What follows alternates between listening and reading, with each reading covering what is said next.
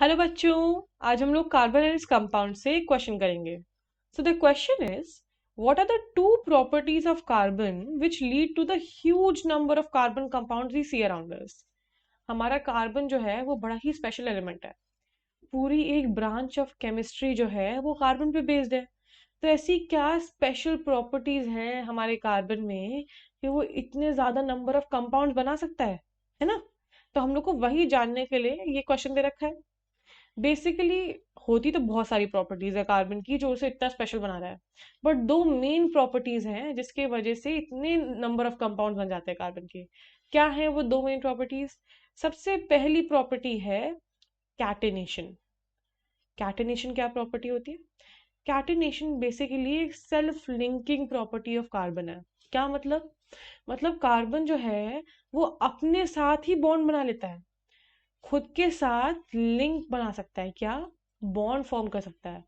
तो जो self linking property of carbon होती है, जैसे हम लोग देखते हैं ना, ऑक्सीजन ऑक्सीजन जो है वो बॉन्ड बना लिए, बट ऑक्सीजन बहुत सारे ऑक्सीजन के साथ बॉन्ड नहीं बना सकता, बट कार्बन ये कर सकता है। समझ रहे हो? इसीलिए कार्बन की बहुत ही स्पेशल प्रॉपर्टी है कि वो सेल्फ लिंकिंग परफॉर्म कर सकता है। क्या? कार्बन की लंबी सी चेन बना सकता है खुद ही, जिसमें खूब सारे कार्बन हो। समझ रहे हो? ये उसकी एक बहुत ही इंपॉर्टेंट प्रॉपर्टी है।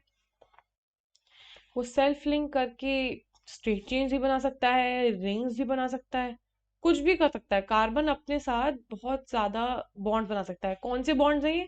कोवलेंट बॉन्ड है। इस बॉन्ड को क्या कहते हैं? Covalent bond. मतलब क्या करता है? शेयरिंग करता है इलेक्ट्रॉन की। इन कोवलेंट बॉन्ड्स के थ्रू कार्बन खूब सारी लंबी लंबी चेन बना सकता है। इसीलिए कार्बन के इतने सारे कंपाउंड्स एग्जिस्ट करते हैं।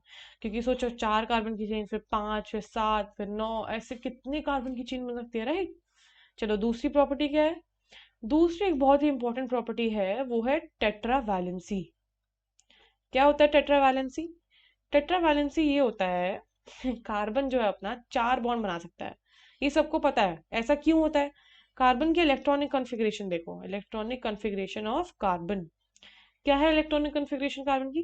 1s2, 2s2, 2p2, right? है ना? तो आउटर मोस्ट शेल में उसके कितने इलेक्ट्रॉन है? चार इलेक्ट्रॉन है। फोर इलेक्ट्रॉन है उसके आउटर मोस्ट शेल में, है ना? तो अब सोचो, वो ऑक्टेट कंप्लीट करने के लिए, मतलब एक स्टेबल स्टेट में आने के लिए, वो क्या कर सकता है? या तो वो चार इलेक्ट्रॉन लूज कर दे, जो बहुत ही एनर्जी एक्सपेंसिव प्रोसेस है, वो पॉसिबल नहीं हो पाता। या फिर वो चार इलेक्ट्रॉन गेन कर सकता है। अगेन, बहुत ही एनर्जी एक्सपेंसिव प्रोसेस है। अगर तुम चार इलेक्ट्रॉन लूज या गेन करो ना, तुम ऑलरेडी इतनी एनर्जी यूज कर रहे हो कि तुम अनस्टेबल बन जाओगे।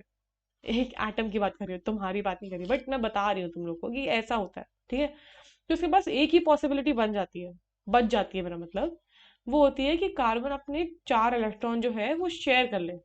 जैसे ही वो चार एटम्स के साथ शेयर करेगा, कोई भी एलिमेंट होगा, कार्बन ही हो, चार और एटम्स के साथ जब वो इलेक्ट्रॉन शेयर करेगा, तो उसके पास भी शेयरिंग में चार और इलेक्ट्रॉन आ जाएंगे। उसके पास आठ इलेक्ट्रॉन बन जाएंगे फिर। तो उसका ऑक्टेट कंप्लीट हो जाएगा। समझ रहे हो? जैसे कार्बन जो है हमारा, जैसे ऐसे बनाते हैं, यही स्ट्रक्चर को मैं थोड़ा सा ढंग से बना रही हूँ। ये स्ट्रक्चर को भी क्या, एक एक कार्बन कार्बन बॉन्ड दिखा देते हैं, आई थिंक क्लियर हो जाएगा। सपोज यहाँ पे एक और कार्बन होता, उसके भी चार इलेक्ट्रॉन है। ठीक है? अब यहाँ जब उसने एक बॉन्ड बनाया, तो उसका क्या हुआ? उसके पास पांच इलेक्ट्रॉन आ गए, इसका भी इलेक्ट्रॉन आ गया शेयरिंग में, है ना? और अपना इलेक्ट्रॉन तो उसके पास रहेगा ही। ऐसे वो चार बॉन्ड फॉर्म करता है। जब वो चार बॉन्ड फॉर्म करेगा, तो उसके पास चार इलेक्ट्रॉन शेयरिंग में आ जाएंगे, और चार इलेक्ट्रॉन उसके खुद के होंगे। तो उसका ऑक्टेट कंप्लीट हो जाएगा।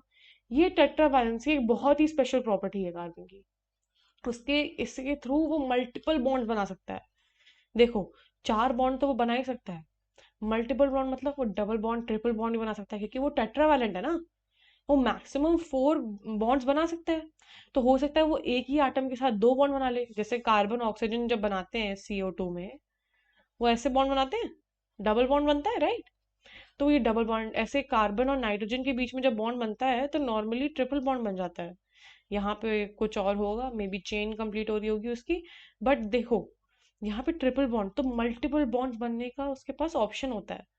इसीलिए कार्बन इतना स्पेशल है हम लोग का। टेट्रा वैलेंसी उसको बहुत फायदा देती है। समझ रहे हो? अब एक और प्रॉपर्टी होती है वैसे तो, बट ऑल्दो ये इंपॉर्टेंट प्रॉपर्टी नहीं है इतनी। आई मीन ऐसी प्रॉपर्टी नहीं है जो बिल्कुल कार्बन की ऑर्गेनिक केमिस्ट्री डिफाइन करी है, बट एक काफी इंपॉर्टेंट प्रॉपर्टी है, तो मैं इसे यहाँ पे थोड़ा सा लिख देती हूँ। वो है कार्बन की एबिलिटी टू फॉर्म आइसोमर्स। क्या होता है आइसोमर्स? क्या होते हैं आइसोमर्स? ऐसे कंपाउंड होते हैं जिनका मॉलिक्यूलर फॉर्मूला तो सेम हो, बट उनकी जो प्रॉपर्टीज हैं वो डिफरेंट हो। मतलब हम लोगों ने पढ़ा होगा, या फिर नहीं पढ़ा तो एक बार ट्राई करना, पेंटेन के आइसोमर्स बनाना। पेंटेन के जब हम आइसोमर्स बनाते हैं तो हम लोग के 3 आइसोमर्स बनते हैं। एक तो नॉर्मल पेंटेन, एक बनता है ब्यूटेन की चेन। थोड़ा कचड़ा हो रहा है क्या? बस दो से ही समझा देती हूँ, ऐसा करती हूँ मैं, ठीक है? ज्यादा गंदगी नहीं मचाते हैं, छोटी सी प्रॉपर्टी है, यही बता देती हूँ। तुम लोग के एक पेज में रहता है तो एक काइंड ऑफ लाइक बन जाता है ना कि एक छोटी सी शीट में सब पूरा आंसर दे दिया, समझ आ जाता है तुरंत, ठीक है? इतने छोटे से पॉइंट के लिए नेक्स्ट पेज पे थोड़ी ना जाएंगे। तो फिर एक नॉर्मल पेंटेन हो गया और एक 2 मिथाइल ब्यूटेन बन गया।